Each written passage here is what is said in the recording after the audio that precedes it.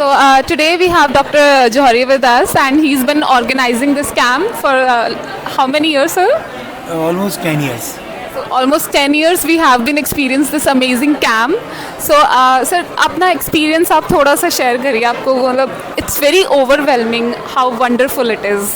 देखिए ऐसा है कि पहले जो क्लिनिक में ये बच्चे आते थे तो मुझे ऐसा लगा कि हम क्लिनिक में कितने बच्चों को देख सकते हैं. पहले सरकार से अप्रोच किया, वहाँ से कुछ पॉजिटिव रिस्पांस नहीं आया. फिर चांस की बात है, ये श्री गोपाल कृष्ण अरोड़ा न्यास, इनकी जो हमारे गोपाल जी की धर्मपत्नी हैं वो मेरी पेशेंट हैं. तो एक दिन मैं उदास था तो उनसे बात की तो उन्होंने कहा अच्छा. फिर उन्होंने अपनी डॉटर को भेजा, आरती जी जो आजकल लुक आफ्टर कर रही हैं. तो हमारी चर्चा हुई. हम लोगों ने फिर 2015 दिसंबर से ये कार्यक्रम शुरू किया. 30 पेशेंट से शुरू किया था. आज लगभग हम 1300-1400 पेशेंट्स देख चुके हैं. हर बार कुछ नए होते हैं, कुछ पुराने लोग होते हैं. मैं इस आनंद का ना वर्णन नहीं कर सकता. एक बच्चा जो अब तक नहीं बोलता था, उसके माँ बाप आके कह रहे हैं कुछ ऐसा कर दो कि मम्मी पापा बोलना शुरू कर दो.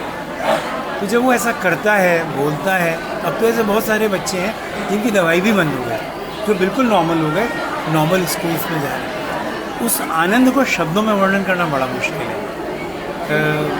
कई ऐसे बच्चे हैं जो गर्दन भी नहीं सीधी कर पाते थे, सेरेब्रल पैल्सी की. करेंगे होम्योपैथी की जो कहना चाहिए लिमिटलेस स्कोप है, उनके फीचर्स चेंज हुए.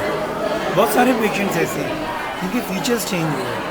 DMD मस्कुलर डिस्ट्रॉफी जो आपको पता है कितनी ख़तरनाक है, 17-18 साल के बाद जीना मुश्किल हो जाता है. उन केसेस में बहुतों में आराम है.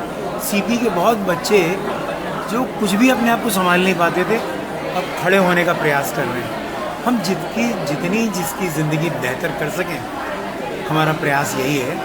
और ऑटिज़म पे तो वंडरफुल रिजल्ट्स हैं. इस बार का जो ये कैंप है 26वां कैंप, इसमें हम लोग एक डॉक्यूमेंट तैयार किया है जिसमें केसेस हैं, जिसमें टेस्टिमोनियल्स हैं, और हमारी जितने डॉक्टर्स हैं उनकी क्या अप्रोच है उस पर एक डॉक्यूमेंट तैयार किया है, विजडम फॉर हेल्थ. वो हम अभी रिलीज़ करेंगे. तो मुझे उम्मीद है ये मैसेज बहुत दूर तक जाएगा और सरकार जितने गवर्नमेंट हॉस्पिटल्स हैं उनमें ऐसी स्पेशल OPD शुरू करेगी.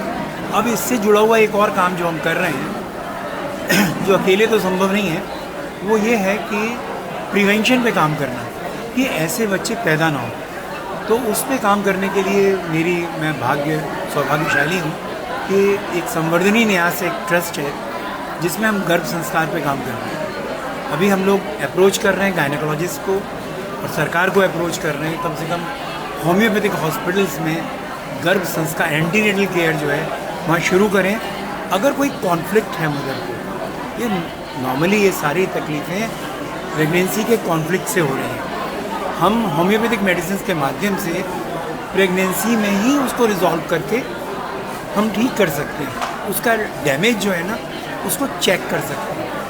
तो आपके माध्यम से अगर ये मैसेज गवर्नमेंट तक जाए, ये कैंप्स और ज़्यादा लगें, हर हॉस्पिटल में OPDs हों, एंटीनेटल केयर हो, मदर की बहुत केयर हो, तो शायद हम इसको चेक कर सकें. क्योंकि ये पैंडेमिक है. आपकी नॉलेज के लिए ऑस्ट्रेलिया में 25 में से एक बच्चा ऑटिस्टिक है और अमेरिका में 35 में से एक बच्चा है.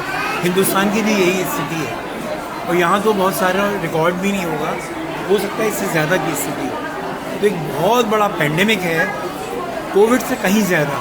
कोविड में तो जिए या चले गए, यहाँ तो परमानेंट लायबिलिटी है देश की, फैमिली की, सबकी. Thank you so much.